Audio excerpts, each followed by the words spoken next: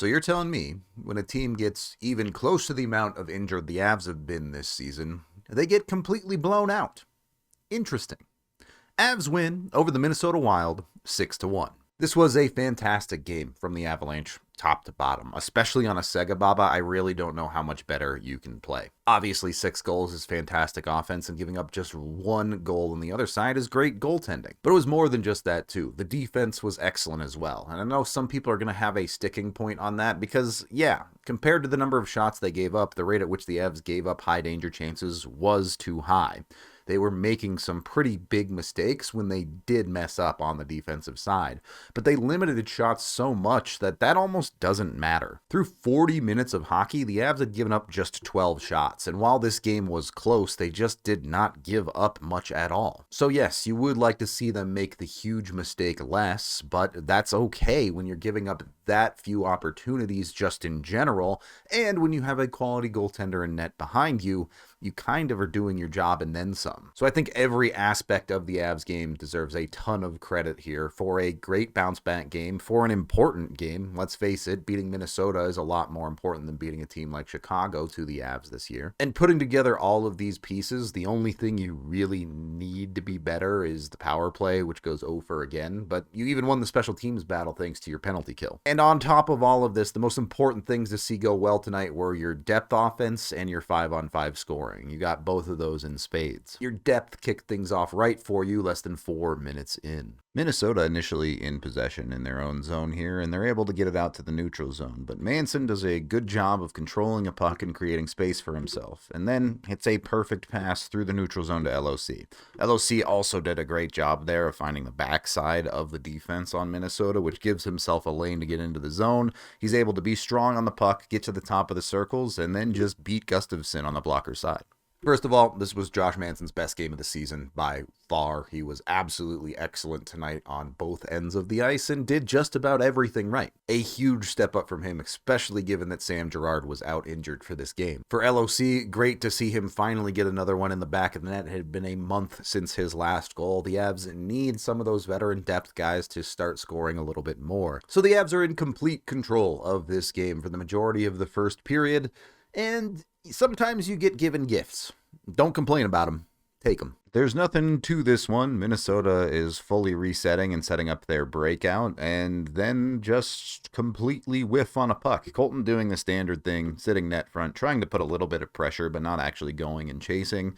And then he gets given an absolute gift right to his stick. He does a great job of controlling it and firing it against Gustafsson's momentum on the far side. Colton is shocked as anyone that play worked out for him, but it is a good finish on a play that you have to be ready for, even if it happens once in a million. I gotta be honest, this Minnesota team completely fell apart in this game. I know I'm about to show you their only goal of the game, but this was a team that seemed shell-shocked by the injuries that they suffered and what they have to play with. The Avs are just used to it by now. Call it PTSD or whatever you want, but the Avs understand how to play through this. Minnesota clearly doesn't. As mentioned, I don't have a problem with the Avs defense on the whole tonight, even if they did give up some high danger chances.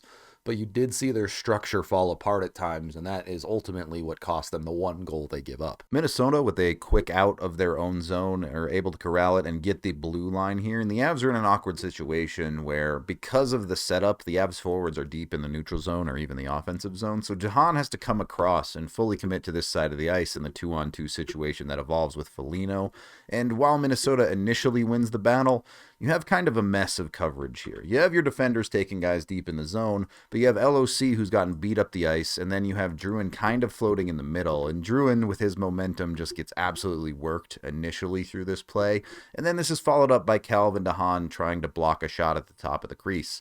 This is where goaltenders block shots. Go play defense instead, please. The initial play does not work as DeHaan spirals out into a sort of slide that doesn't end up covering anything, so as Minnesota keeps possession, you have Drouin floating covering no one, and you have DeHaan left on the ice, while Parker Kelly has overcommitted too deep, which creates a gigantic gap at the top of these hash marks. Really, it's even a little bit higher than that, and this is Zach Bogosian, but with that poor of coverage, he has time to step into it a little bit and picks a perfect shot on the glove side. Obviously, you never want to give up a goal, but even when you look at the main culprits of this goal, Druin ended the night with 2 points, so he more than made up for the goal against, and DeHaan was one of the Avs' best possession players at the end of the night, so it's hard to really fault guys too much. There are 2 teams on the ice, and yeah, even if Minnesota did not play well, they're still trying to beat you, so if you give up 1 goal, I don't care that much. The second period was much slower. Minnesota had a mini push at the start of the period that the Avs were able to weather, and then things kind of paced themselves out a bit more evenly. I think the Avs still got the better of the play, but it wasn't quite as dominant as the first. Some of that lack of dominance does come from the Avs failing to execute on their power plays. But something seemed to have clicked a little bit for the Avs' top guys. At least for Mikko Rantanen, the dude finally decided to start shooting the puck, and wouldn't you know it, that's how you score. After a shot is going to get blocked here for Minnesota in front, the Avs are able to gain possession and create a 2-on-2 with McKinnon and Rantanen. They don't do anything too crazy fancy here. Mikko gives it to Mac, who gets them through the neutral zone and into the offensive zone, and Mac just drops it for Mikko and then tries to push through a defender. Takes one of the defenders away. They give a little bit too much respect to Rantanen, and instead of trying to do something crazy, Mikko just walks in and pulls the trigger, and yeah, he's that good of a shooter. Yeah, you should do that more. So you're a little over halfway through the game, and the Avs have put themselves in a 2-goal lead. This is a pretty A1 situation to be on in a Segababa. With the quality defense they've played, the Avs have not had to chase the game much. They have not had to expend a ton of energy. They've done a really good job of playing the way they're supposed to in a game like this. That gets them to the third period, where they just fire dagger after dagger right through Minnesota. It's the depth, once again, to really seal this game. Parker Kelly starts this play, and he's going to finish it. It's great defense on a little bobble from Minnesota. He recognizes it, jumps on it, and gets his stick in, creating the possession for the Avs in the first place. With Minnesota down 2, overcommitting offensively, it's a 2-on-1. And while they're not the 2 fastest skaters in the world, it's a great job by Kiviranta to battle through the contact and keep possession of this puck, and then find Kelly, who slips into a little bit of an open space.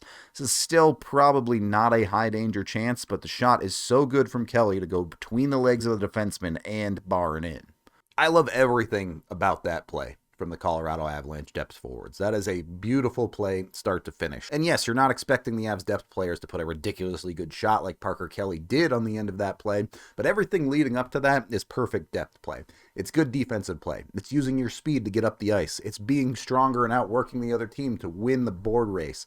It's getting the puck to a dangerous area, and it's throwing a puck towards the net. None of that is all that complicated, and a great shot is the finish, but you need all of that hard work to get to the great shot in the first place. At that point, it feels like this has become a get-right game for the Avs, and that's exactly what it is as they pick up a shorty a couple of minutes later. The number one sign that the Avs are feeling themselves. Ignore that it's a penalty kill, although that is sick. Josh Manson gets possession of this puck, and he skates it all the way out. When the Avs defensemen are skating out pucks with their feet, that's when you know they're on it in their game. Manson is able to create a 2-on-1 clean. Keep in mind, the Avs are at the end of a game here. There's 12 minutes left, but they're on a Segababa in the third period, and they're still out skating Minnesota like this. And then he makes a smooth little backhand pass to Lecky, who puts a beautiful finish one-timer on it. For exactly 1 minute and 6 seconds, Artturi Lehkonen had more goals than Nathan MacKinnon this year. And hey, the Avs stars have found ways to produce almost every single night this season. Obviously not the last game in Chicago, but we talked about it on our show.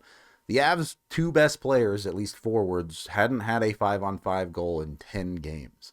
Mikko got one earlier in this game, and MacKinnon would get the last one of the game. Just because the Avs' best players can. Mikko in the neutral zone opts to do a beautiful little chip pass to Druin to get the Avs in the zone, and then Druin finds Mac crossing the blue line. Mac uses his speed, catches Minnesota flat-footed, and then when you shoot the puck, you can score. Gustafsson did not play particularly well for Minnesota in net, but maybe this is a lesson that the Avs can learn. You gotta shoot the puck to score. I know the Avs shot the puck a lot against Chicago and it didn't go in, but you have to look at who's shooting those pucks. The Avs were led in shots against Chicago by Devon Toews, and nothing against Toews.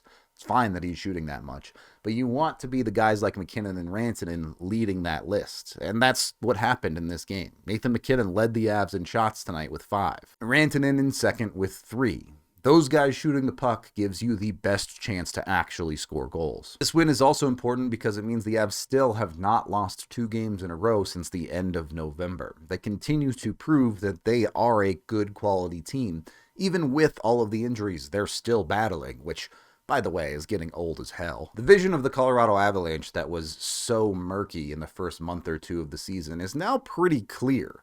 Obviously, some things have to go right for them to get there, whether it be injuries or finding the right auxiliary pieces or whatever it might be. But I think you can pretty clearly see the underlyings of a very good, if not great, team in Colorado at this point. Yes, the frustrating losses are still here and there for this Colorado team, but on the whole, they've shown that any team that shows even a little bit of weakness, Minnesota missing a couple of extra players, they will take it to them and can beat the best teams in the league. That is the end of this game video review. Thank you for watching. I am Rudo, and I like 5-on-5 goals.